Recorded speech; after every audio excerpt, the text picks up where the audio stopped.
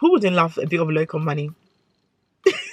If you're getting paid £45 an hour, you wouldn't want that. Hi guys, welcome back to my channel. Welcome back to Nana's Health Talk. Hope everyone is well and you're all keeping safe and keeping warm. As you know, the weather these days is crazy. It's getting colder and colder and colder. But yeah, hope you're keeping warm and enjoying the autumn winter.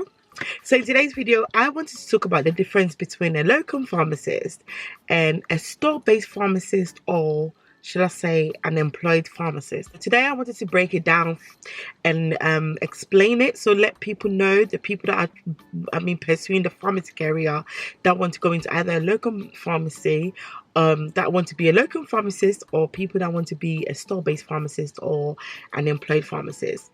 So what I'm going to do in today's video, I'm going to be talking about the pros and cons of the two. I'm going to start by talking about what the pros are for a locum pharmacist and an employed pharmacist or a store-based pharmacist, and then I'll move on to the cons of a locum pharmacist and of course a store-based or an employed pharmacist. So let's start by talking about the pros for a locum pharmacist.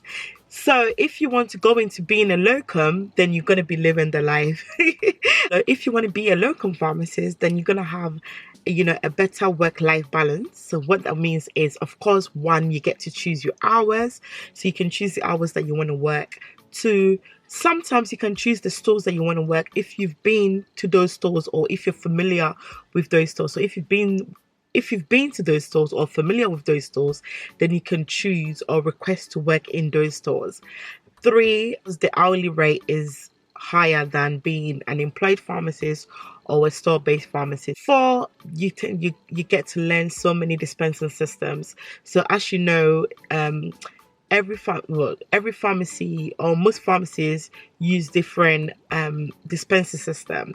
So we have nexphase. Some people have pharmacy manager. Then some people have I can't remember the rest, but I'll find out.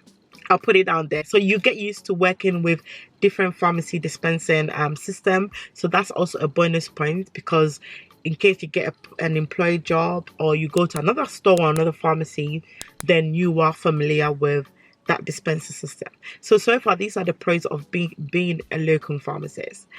Let's talk about the store-based or an employed pharmacist. So the pros with a store-based or an employed pharmacist is, of course, one, you get annual leave pay, you get annual leave pay, you get a maternity pay, and of course you get sick pay as well. So this is something that I always say to newly qualified pharmacists or pharmacy students that are pursuing the career as a pharmacist, especially for women. If you know that you want, if you're looking to start a family after qualifying, then it's best to be an employed pharmacist because of the maternity pay that you are going to get.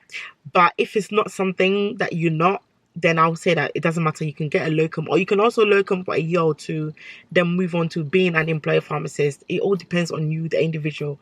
So I always advise people at least have a 5 years plan. Whether you're a woman or a man, just have a 5 years plan. Know what you want to do, what you want to get out in the pharmacy career. Pharmacist is two, you get to build a rapport with your patients, and of course the staff that you work with. And that is so important, because you want your staff and your patients to earn your trust. And once they earn your trust, of course you'll be the first point of contact if they need something or they need a health advice. So this is another pro with a store-based or an employed pharmacist. The third one is career progression.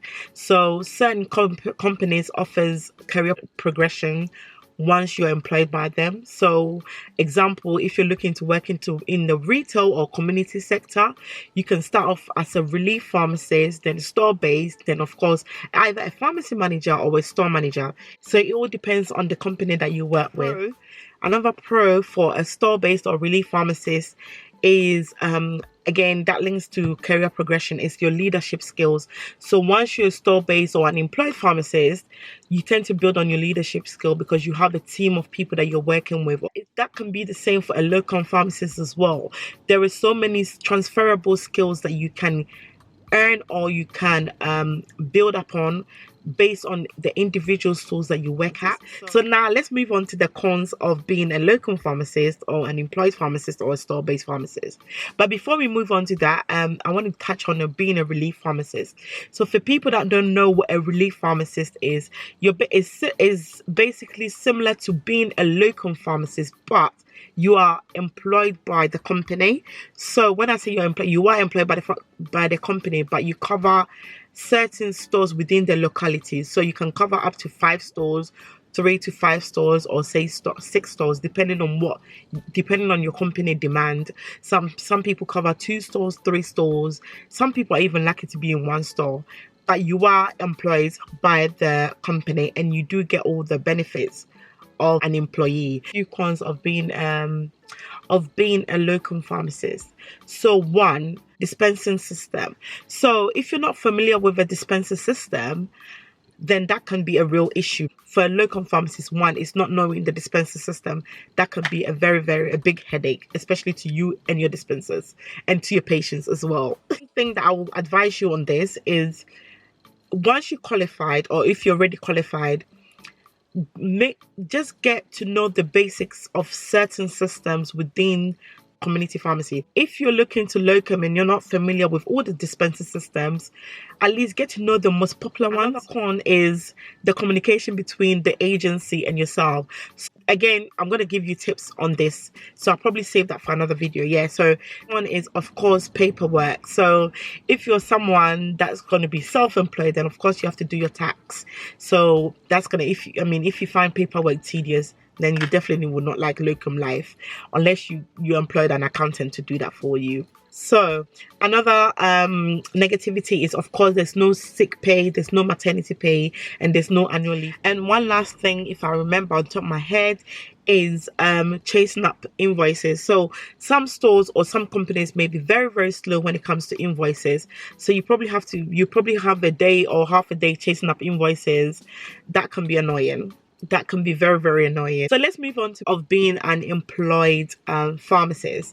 So with an employed pharmacist, 1, sometimes your weekend will be gone. So you end up working either a Saturday or a Sunday, especially if you're within the community pharmacy. So again, work-life balance, not so much. So that's another one, that your weekends might be gone. You probably wouldn't get your weekends. 2 is more paperwork. So you're more likely to be business related than clinical or pharmacy related if you are a store-based pharmacist or a manager, or again, relief pharmacist or an employed pharmacist. So most of the work will be based on business wise. So there'll be numbers, then you have weekly targets, then you have this, then you have that, you have your manager chasing you. So if you're someone that do not like paperwork, do not like business stuff, then again, I'll say avoid. Okay, another thing is your pay may be lower. So your hourly pay may be lower to that of a locum pharmacist. So the long working hours, a lot of people do not like the long working hours when it comes to store-based pharmacist or an employed pharmacist. And the last thing is, of course, the flexibility. It's not as flexible as a locum. Of course, there's more pros and cons, but this is the things that screams out to me when it comes to being a locum pharmacist or an employed or store-based pharmacist. If you enjoyed the video, give it a thumbs up. Don't forget to like, subscribe, and of course comment down below. Let me know your thoughts.